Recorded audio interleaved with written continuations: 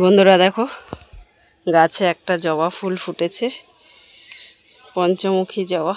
কি দারুণ লাগছে দেখো। উফ, দেখে চোখ ভরে যাচ্ছে। গাছে না কিরম ফাঙ্গাস হয়ে যাচ্ছে দেখো। এই যে কুড়ি আসছে, কুড়িগুলো নষ্ট হয়ে যাচ্ছে ফাঙ্গাসের জন্য। আরেকটা জোড়া কুড়ি এসছে দেখো, জানি না কি হবে। প্রচণ্ড বৃষ্টি হচ্ছে আজকে, একেবারে ভোর থেকেই বৃষ্টি হচ্ছে।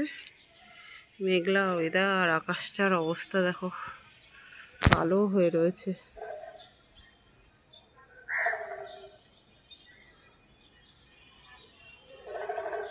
গাছগুলো একদম সবুজে সবুজ লাগছে দেখো, কলা পাতাগুলো কত বড় হয়েছে।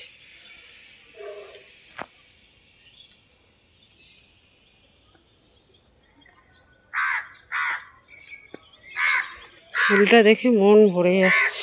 তুলসী গাছটা দেখো এত বড় হয়েছে, বেঁকে গেছে। শুভ সকাল বন্ধুরা, কেমন আছো তোমরা সবাই? আশা করি নিশ্চয়ই সবাই খুব ভালো আছো, আর আমরাও কিন্তু বেশ ভালো আছি। তো দেখো, এই যে সকালবেলা উঠেই দিনের বাসি কাজকর্মগুলো আগে সেরে নিচ্ছি। এত বৃষ্টি হচ্ছে না, কালকে আর কি কুড়িটা ফুটেছিল, তো ওই জন্য ভাবলাম আগে গিয়ে সকালবেলা দেখে আসি ফুলটা ফুটেছে কি না। অনেক দিন পরে ফুটলো জানো তো, মানে ওই জন্য ফুলটা দেখার জন্য ছটফট ছটফট করছিলাম, যে ভাবছিলাম আজকে সকালে হয়তো ফুটবে, তাই সবার আগে গিয়ে ফুলটা দেখে এলাম।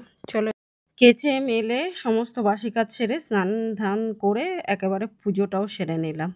তো দেখো, পুজো টুজো কমপ্লিট হয়ে গেছে। এবার রান্নার দিকে যাব। সবার আগে বরমশাইয়ের টিফিনটা রেডি করব, করে তারপর হালকা পাতলা আজকে রান্না করব। প্রত্যেক দিনই হালকা পাতলাই করার চেষ্টা করি। যত তেল মশলা কম খাওয়া যাবে, যত হালকা পাতলা খাওয়া যাবে, শরীর ততই ভালো থাকবে। আর আজকে একটুখানি ডিপ ক্লিনিং করব। তো যেদিন ডিপ ক্লিনিং করি সেদিন একটু রান্নার চাপটা কম রাখি, তাতে কি হয় একটু সুবিধা হয়। নাহলে এই বর্ষাকালে ওই রান্নায় এক গাদা বাসন বেরালে ওদিকে রান্নার কাজ করতে করতেই সময় চলে যাবে। আর খুব জোর বৃষ্টি নামলে না একটু মানে ঘরের কাজকর্ম করতে একটুখানি অসুবিধাই হয়। তো যাই হোক, রান্নার ফাঁকে ফাঁকে এই যে গ্রিন টিটাও রেডি করে ফেলেছি। চলো, গ্রিন টি খেতে খেতে আটা মাখি, তরকারি কাটি, এসবই মানে ওই বসে 5 মিনিট যে চা খাবো সেটা ওই একমাত্র সানডেতে হয়, অথবা বরমাসের ছুটি থাকলে তবেই হয়। আদারওয়াইজ ওই রান্নার ফাঁকে ফাঁকে সমস্ত কাজ করে নিই। এই যে দেখো, বরমাসাইকে দিয়ে দিলাম, আর আমিও খেয়ে নেবো রান্না করতে করতে। আর আজকে সোয়াবিনের কারি করব, আর একটু ডিমের অমলেট করব। এই হালকা পাতলা রান্নাই করব। তো সোয়াবিনটা আগে একদম কষাবো যখন, তখনই বনমশাইয়ের জন্য একটু তুলে নেবো, ওটা দিয়ে টিফিন দিয়ে দেবো। আর একটুখানি মাখা মাখা জল দিয়ে ফুটিয়ে মাখা মাখা করে নেবো, সেটা আমরা সবাই ভাত দিয়ে খেয়ে নেবো, আর ডিমের অমলেট করব। ব্যাস, এই হচ্ছে আজকে সিম্পল মেনু। তো বন্ধুরা দেখো, আজকের ওয়েদার একদম নিম্নচাপ চলছে। এই যে দেখো বৃষ্টি পড়ছে, দেখতে পাচ্ছ, একদম কালো হয়ে রয়েছে। আর সেই মানে সারা রাত ধরে বৃষ্টি হচ্ছে। এই যে বৃষ্টি পড়ছে দেখো, দেয়ালের দিকে তাকাও, একদম ঝরঝর করে জোরে বৃষ্টি হচ্ছে, কালো পুরো। এখন কতদিন চলবে। তো দেখো, এদিকে আমার সয়াবিন কষা হয়ে গেছে, একদম পুরো ডান। আর একটু জল দিয়ে আমি করবো, ফোটাবো, কিন্তু তার আগে বড়মশাইকে এটাই আজকে টিফিনে দেবো। তো একটুখানি তুলে দিই শুকনো অবস্থায়, নাহলে জল জল করলে না পড়ে যাবে, এই জন্য শুকনো অবস্থায় তুলে দিই। আর এখানে বড়মশাইয়ের জন্যই অল্প করে একটুখানি রুটি বানাবো, 3টে মতো আটা মেখে রেখেছি। তো চলো, এটা তুলে দিয়ে রুটিটা করে নিই। রান্নার ফাঁকে মনমনির জন্য একটুখানি ছোলাও ভিজিয়ে দেবো। মনমনি ছোলা খাবে, আর আমরাও একটু সন্ধ্যাবেলা মুড়ি দিয়ে খাবো। অ্যাকোয়াগার্ডের জলে ছোলা ভেজালে ছোলা কিন্তু তাড়াতাড়ি ভিজে যায়। এই যে ডিমের অমলেটটাও করে নেবো। আর ছোলা কিন্তু প্রচুর পরিমাণে ইমিউনিটি বাড়ায়, আমরা কিন্তু ওই করোনার সময় খেতাম। দেখো, গাছের কলা পাতা নিয়ে এসেছি, কলা পাতাগুলো বড় বড় হয়েছে তো ওই জন্য নিয়ে এসেছি। ওই কলা পাতা করে আজকে বরমশাইকে খেতে দেবো। কলা পাতায় খেলে কিন্তু শরীর খুব ভালো থাকে জানো তো বন্ধুরা। মেয়ে ডিমের অমলেট খাবে না, ওর জন্য সিদ্ধ বসিয়েছি। আর দেখো, ভাতের ফ্যানেই ডিমটা বসিয়ে দিয়েছি, এতে ডিমটা তাড়াতাড়ি সিদ্ধ হবে। গ্যাসটাও বেঁচে যাবে। আর একটু নুন দিয়ে দেবো ডিম সিদ্ধর মধ্যে, তাহলে ডিমটা ফেটে যাবে না, খোসাটা ঠিকঠাক মতো ছাড়বে, পারফেক্ট সিদ্ধ হবে।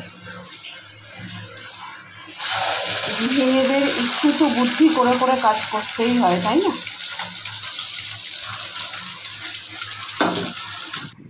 ডিমের অমলেটটা করে বর্মাশাইকে খেতে দিয়ে দিয়েছি, আর এই যে টিফিনটাও রেডি করে দিলাম।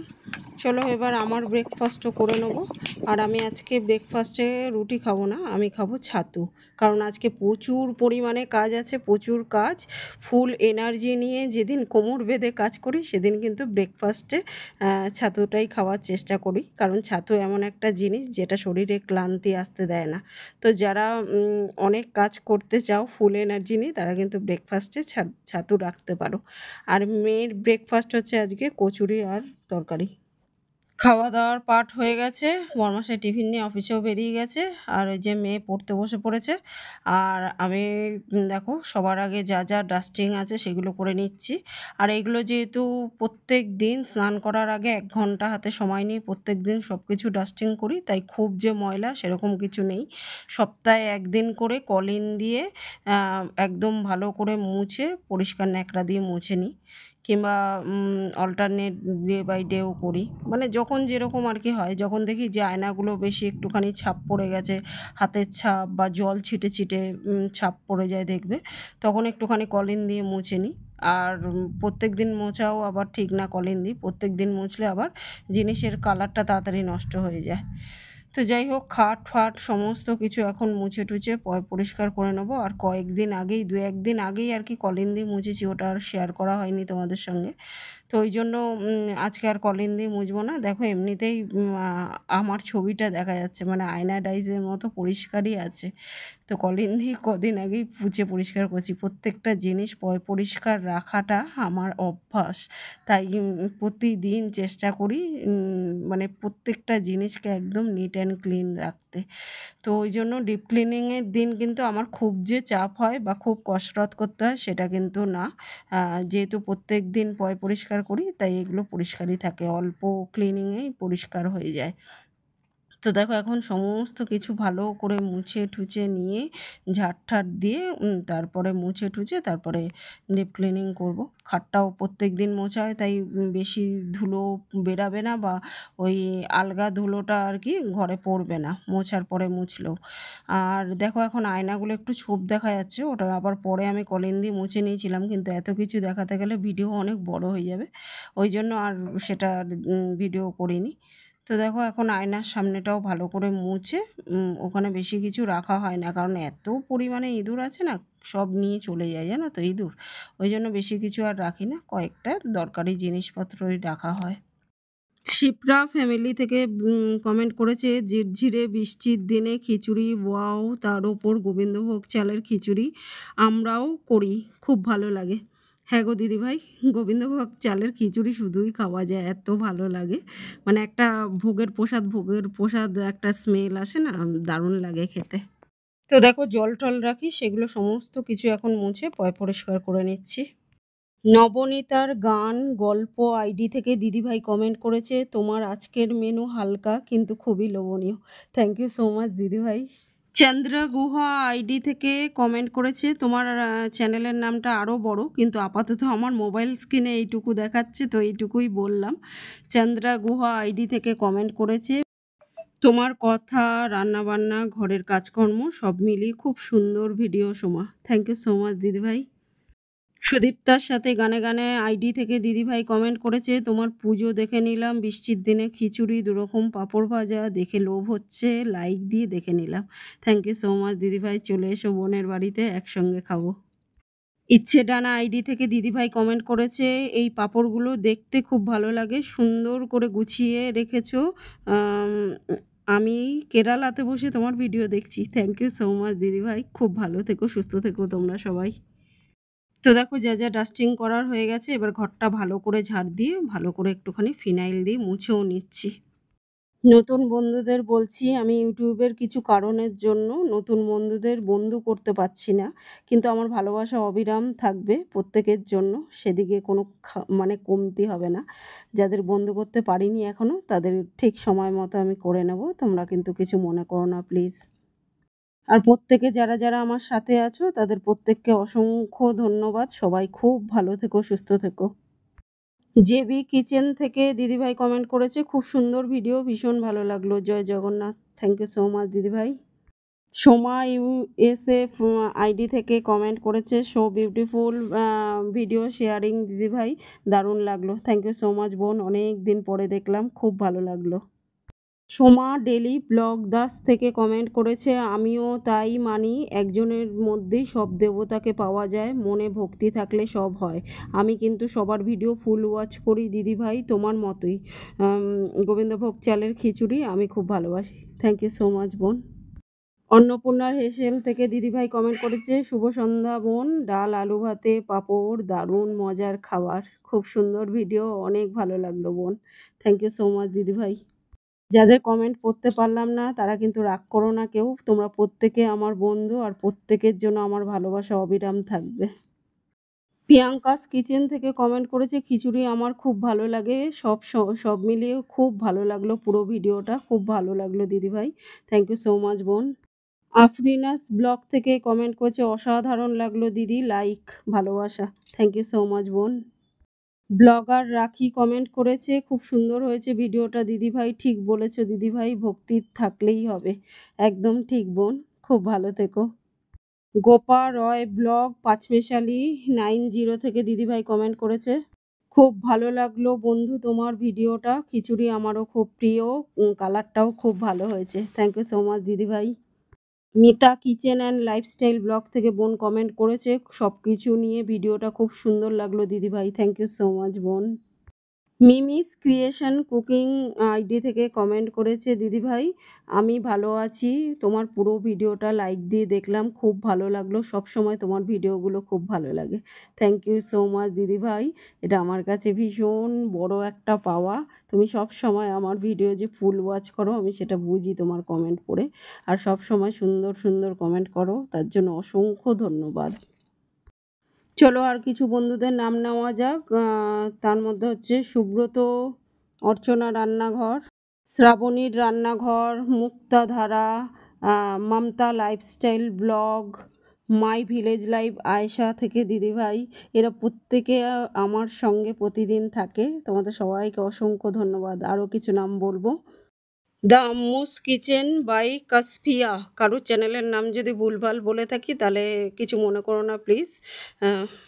Sarita Rasoi and lifestyle blog থেকে দিদিভাই, তোমার কথা আর কি বলবো, আমার ভিডিও শুরু হয় প্রত্যেক দিন তোমাকে দিয়ে, অসংখ্য ধন্যবাদ দিদিভাই। সোমা লাইফস্টাইল 2122 থেকে দিদিভাই, সুলতানা ব্লগস থেকে দিদিভাই, Sadhana Biswas, Shrabanti blog, JB kitchen, খুকুমনির রান্নাঘর, Tanjila daily blog, Indian blogger Sneha and my family, Kaberi's রান্নাঘর, সোনালিস কিচেন, ছোট্ট পাখি, পিয়ালি লাইফস্টাইল, জায়রা কিচেন, মনীষা রান্নাঘর 401, daily blogs with Tumpa, Fatema's kitchen blog, Hamim's mom blog, Pushpa kitchen থেকে দিদিভাই, cooking blog by Salma, Abhijit blogs, দুষ্টু মিষ্টি আরাধ্যা, রূপসা ওয়ার্ল্ড, সাথী সেলিম লাইফস্টাইল, সুব্রত সখী blog, Swapna Debnath, Jebin Sharmin's blog, Rita Sonai blog, Jafrin Toha, life is beautiful, পিয়া.আপরামিয়া থেকে বোন কমেন্ট করেছে, শুভ রথযাত্রা শুভেচ্ছা জানিয়ে শুরু করলাম দিদিভাই, এরকম আলু মাখা দারুণ লাগে, সত্যিই এটা হলে আর কিছু লাগে না। খুব সুন্দর করে পুজো করা দেখলাম দিদিভাই, খুব ভালো লাগলো। সাবুর পাঁপড়গুলো দেখে অনেক লোভ লাগছিল দিদিভাই।